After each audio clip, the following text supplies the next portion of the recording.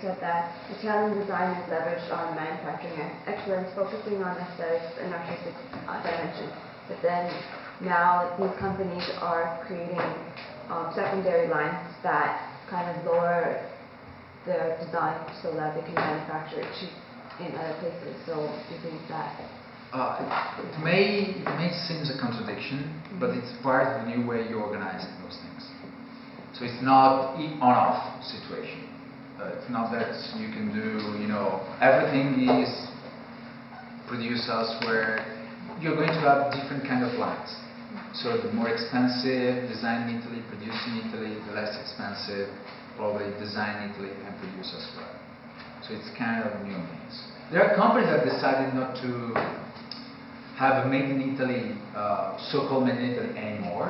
Geox? It's very, again, it's based in Montebelluna district, in the same district of the ski boot, blah blah blah. And it's not by chance that it's there, because they use the technology for the sports industry. They apply to the traditional shoe, so they have this shoe that bread. But now they are producing in Brazil, Vietnam, whatever. And so your question is, how made in Italy is important? Well, it's important because they are staying in the headquarters in the district, because there they find the right skills for designing their products. They don't have famous designers for making their products, but they use a lot of local, what I would call artisanal intelligence. So that's an important element. So still the districts are relevant in the design and the product development, but probably are not so relevant for the production per se. If we go back to the Alpinesters example, if you remember. So it's design, in terms of drawings, it's designed in California. But then, when the drawings are sent to Italy, you have to transform them into a 3D product. That's not easy at all. Absolutely, by any means. You have to use the right materials.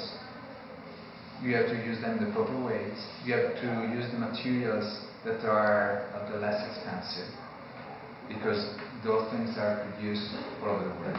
They have to be easy to be produced, because they are produced by probably Chinese or Vietnamese hands that are not so specialized like Italian hands.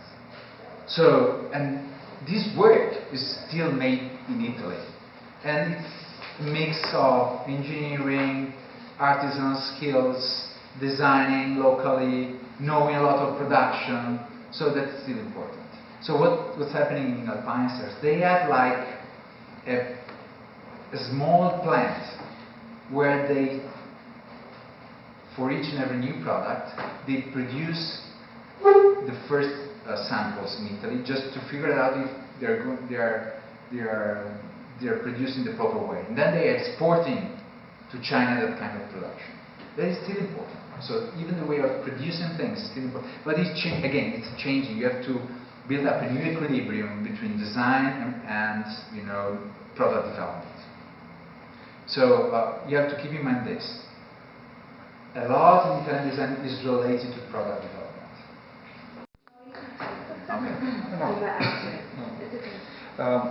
I don't want to go far away, but I think that also the position of the designer somehow changes with industry.